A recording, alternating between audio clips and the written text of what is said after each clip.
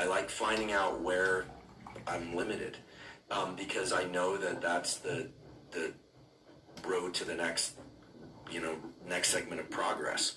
And so, do you think that came from like early skateboard culture?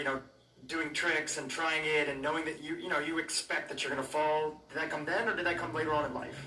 Yeah, I'm trying to think about, to be in full disclosure, skateboarding was a really important part of my upbringing, and that was my family, basically. I basically just was part of this big pack of kids, and there were no parents, and we were all feral, and we had a lot of fun, and unfortunately, a lot of them met kind of a sad fate. Some of them did incredibly well, but I have great some people might see skateboarding as just those like clickety clackety things going down the sidewalk, but there's a whole world of that's self-regulated, that I have deep respect for. But in full disclosure, I wasn't one of the good skateboarders. My body wasn't strong. That's why I started working out, because I was getting hurt all the time.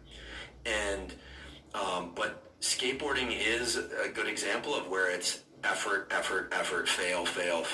Like, you're getting beat up. You're basically beating yourself up until you get the successful, ride away.